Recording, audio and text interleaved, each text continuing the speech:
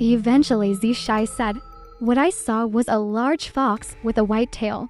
I've never seen such a big fox before, about half a person's height.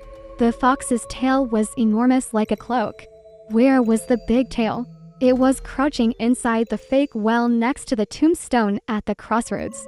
Suddenly, the thing raised its head and sat up, shaking its big tail and stretching its front paws towards the sky in a sort of prayer. Then the storm started. I was staring at the big white-tailed fox when I noticed it seemed to be laughing at us, getting soaked in the rain. After a while, the thing trotted away through the rain towards the moon gate. Then the rain stopped. Hearing this, the cousin was terrified. From that moment on, he truly believed that Zishai could see things that others couldn't. However, the story of the grassland was something Zishui had heard as a child and hadn't taken seriously, thinking it was just a made-up ghost story among kids. It wasn't until 2 years ago, when the cousin told him about a strange event involving Zishai, that he started to believe. This event almost cost Zishai his life. In 2018, Zishai was going through a rough time at work and left his previous job without having another one lined up. He didn't want to stay at home, so he got a temporary job at a newly opened hot pot restaurant. The owner of the hot pot restaurant, whose surname was Gui, was referred to as Boss Gui. It was said that Boss Gui came from a well-off family and had taken over the hot pot restaurant from someone else. However, he had no experience in the catering industry and was a complete novice. Therefore, he hired a manager with experience in the food and beverage sector, especially someone who had managed several hot pot restaurants to run the business. Zishai was introduced by a friend and was hired by this manager. But Boss Gui, despite knowing little about the business, had high expectations. After taking over the restaurant, he would visit the restaurant daily, hold meetings with the employees, and give speeches about how the restaurant should be run. Once everyone started working, he would sit at the bar, directing people here and there, making everyone feel quite uncomfortable. Moreover, the restaurant's business wasn't doing well at first. As a new establishment, with little publicity, many people were unaware of the hot pot restaurant, which made Boss Gui very anxious. Later, through an introduction, he spent a considerable amount of money to collaborate with an online food review influencer, likely from a public account or similar platform. The influencer claimed to have a significant following, with tens of thousands of fans and considerable influence within the industry. They proposed a food competition, saying that participants would be well-known catering businesses. If the restaurant could win first place in their poll, it would be a huge achievement and the business would surely improve. However, the influencer's platform mainly relied on hired online supporters to vote. They also introduced a service where they could help with the voting process, which of course required more payment. In the end, after spending a considerable amount of money, the hot pot restaurant won the first place in the poll, becoming the most popular food choice among the influencer's fans. What did the hot pot restaurant receive in return for winning first place? The host provided an engraved plaque stating that the restaurant was the #1 choice voted by the fans of a certain food influencer. The host also secured a sponsorship from a travel agency. The first prize was a significant perk, a free trip to Thailand, essentially a way to promote the travel agency's services. Gui, the owner, took this very seriously. He had spent a lot of money to win first place, and he was determined to make the most of the benefits.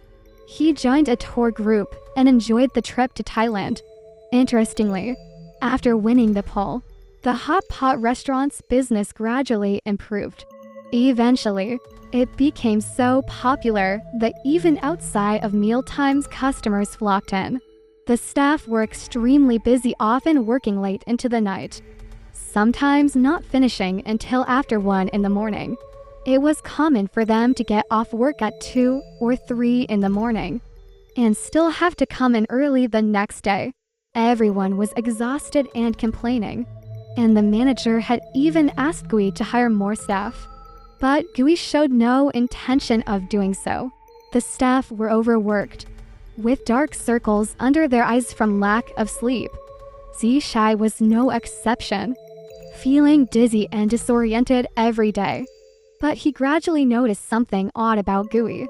What was odd? During that period, whenever Gui ate at the restaurant, he would order 2 portions of each dish, eating one and leaving the other untouched. It was normal to have leftovers once or twice, but doing it every time was strange. However, Zishai didn't dare to say anything. As the business improved day by day, Gui's mood also brightened. He didn't keep such a close eye on the restaurant as he did at the beginning. Eventually, he stopped coming to the restaurant every day, sometimes even going 2 or 3 days without showing up. The staff hoped he would come less often as it would make their work easier. Moreover, with the improved business, they could earn more money, so they were willing to endure the fatigue.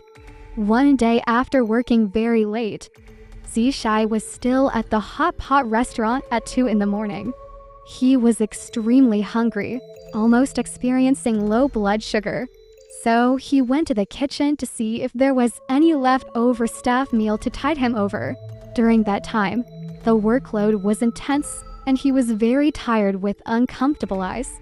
While rubbing his eyes, he went to the kitchen. As he lifted the curtain to enter, he was startled to see a child in the kitchen. The child was short and dirty with a dark, unwashed appearance, peeking around furtively as if looking for something to eat.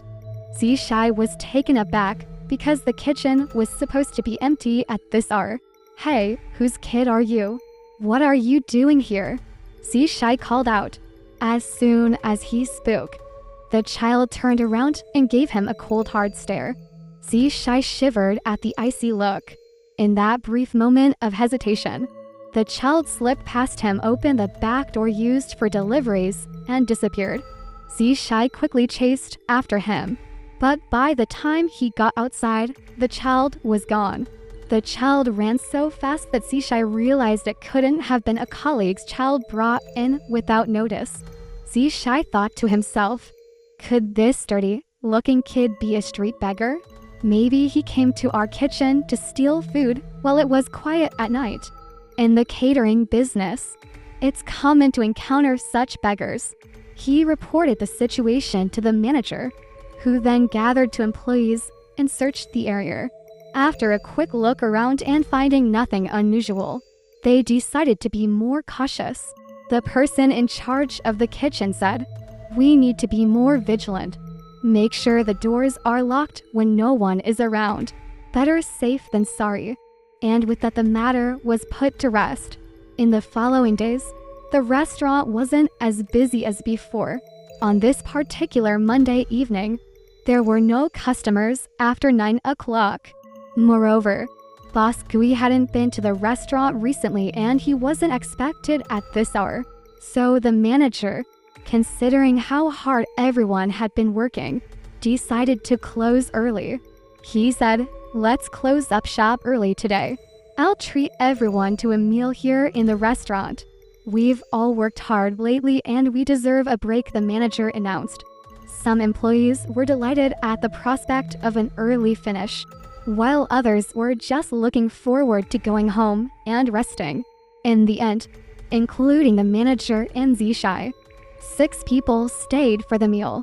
They ordered food from other places, all paid for by the manager, and even got some beer. With the doors closed, they sat down to eat and chat, enjoying a rare moment of relaxation. Among the 6 was an apprentice named Ziwei. Ziwei was in his early 20s, very thin, and had been working long hours, which showed in his lack of energy and dark circles under his eyes. He wasn't much of a drinker, but he drank quickly and got drunk just as fast. After downing a glass of beer, He soon passed out and fell face down on the table. Everyone ignored him for a while. However, Ziwei suddenly started vomiting, splattering a large area, including his own shoes and the shoes and pants of Zishai, who was sitting next to him. The manager frowned and said, "Go to the restroom and vomit there. It's not pleasant for everyone else to be around this." Ziwei looked apologetic and said, "I didn't mean to."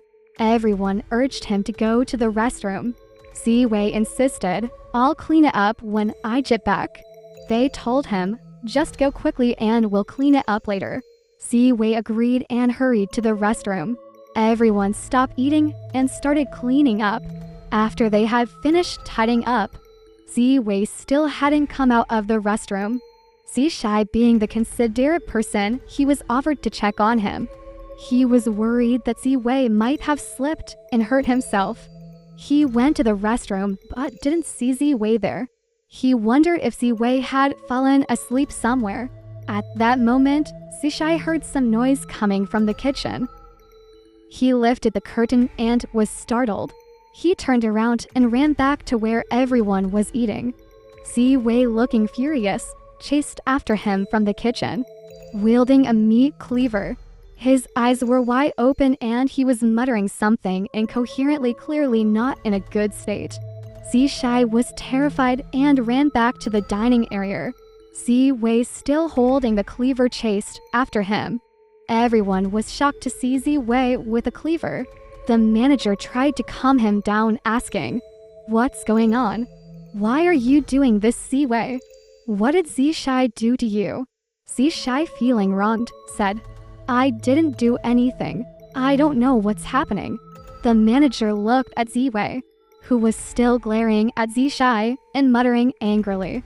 No one dared to get close. The manager tried to reason with Ziwei, saying, "Hey, calm down. Don't make a scene."